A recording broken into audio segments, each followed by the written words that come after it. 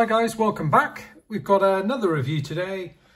Today we're going to take a look at Masters of the Universe Origins Battle Cats. It's a big old boy. It's literally just Battle Cat in the box. Here, as you can see, he comes with his armour, which is kind of like his saddle and battle mask for Cringer. So we're going to take a look at him, take a look at the articulation, and obviously stick He-Man on the back of that as well. You get a little kind of, this is not a sticker, but it just says modern posing, retro play, and has obviously got it in lots of different languages. And then if I just move the camera up here as well, trying to avoid all the cables and stuff that I've got here, Battle Cat, and you get this fantastic piece of artwork at the top here. And you've got obviously Battle Cat with the kind of Cringer face there. His kind of battle mask is off to the side there, but he's got his teeth showing, looking really quite vicious with his claws and that. And then you've got He-Man on the back of there, and then you've got Castle Grayskull in the background. Who's that on the mounting on the guns? I don't know who that is, but there's a chap who's on one of the guns there. I'm not sure who that is. And then come round to the back here, and we've got Skeletor fighting Battle Cat, and it looks as if Skeletor's literally about to get killed or ripped apart by Battle Cat. It doesn't look as if it's going to end well. And then again, you've got Castle Grayskull in the background. You've got a signature by the artist there, so I'm not sure who that is. Can't quite make it out. And then looks like either Teela at the top there, potentially.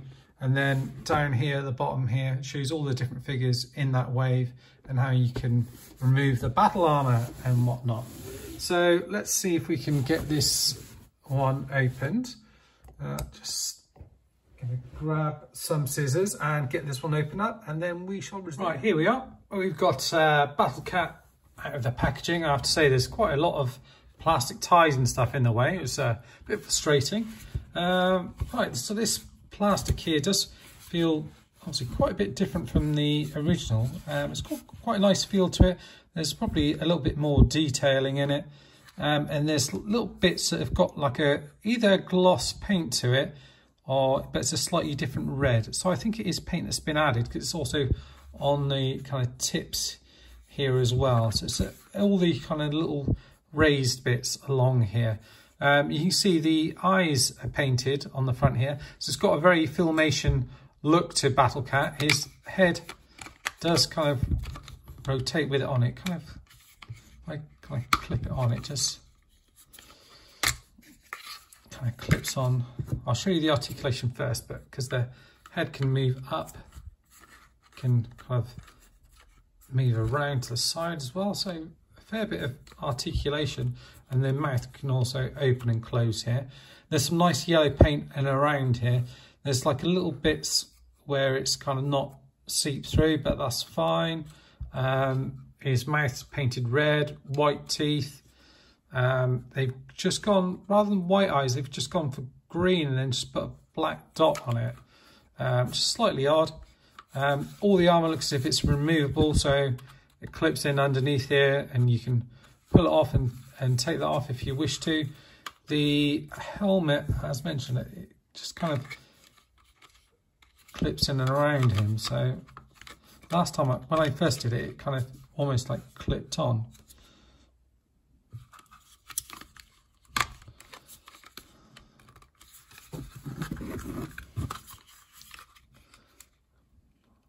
Yeah, I think that's it. So yeah, you can open and close the mouth there, but you don't get quite the same movement to the side and that. It's just this bit here doesn't, so you can, yeah, actually I take it back, you do get the same amount of articulation. It's just the helmet does come off a little bit easier. The legs kind of move forward and back here. They're on a ball joint here, so they move back. No articulation on this back foot though. Obviously you get the same on this one here. Goes forward and back a fair bit. And yeah, forward, back in there. So, and then the tail can move all the way around and up and down. So some nice articulation there.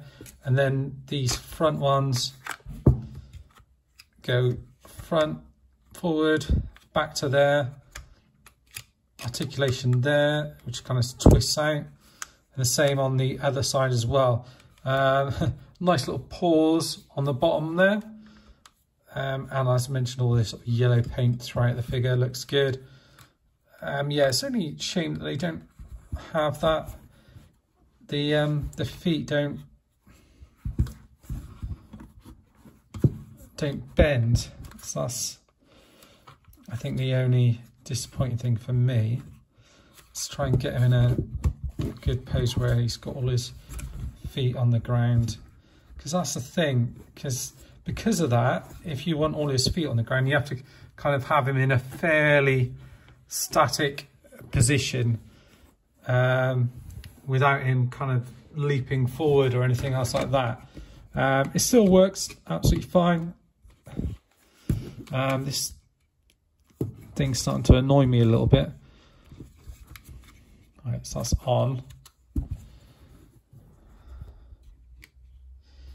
Yeah, so I think I'd probably have it to the side a little bit.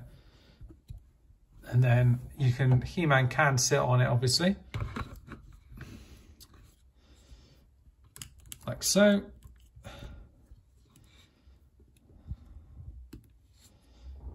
And I'll lift the camera up a little bit so you can see that. I think that works really well. He looks good on it. I think he's probably bigger than the original Battle Cat. I didn't have him to hand, but it feels and looks a bit bigger. Certainly to my mind anyway. But you know, if you're in for this line and you get He-Man, I think you're going to get Battle Cat, aren't you? I think that's a given. There's a few little things around, you know, the face. There's a little couple of marks there. The helmet doesn't quite stick on as it would. It'd be nice to get some better articulation on the bottom of the feet here, so you could get him in a bit more of a dynamic pose. But apart from that, he's a pretty good toy, I would think. And you know, it'd be great when you've got him like this, and you can turn him out to the side a little bit if you want. You can't push them out. It'd be even better if these kind of moved out a little bit here. But you know, I can see why. You know, the more articulation you're going to add to these figures, the more it's going to cost. So yeah, I totally get that. But he is very cool nevertheless. And yeah, that's you know, that's all there is on this guy really.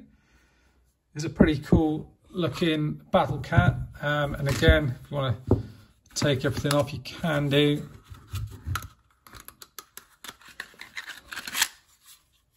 Like that. So if you want to just have him as Cringer, you can do.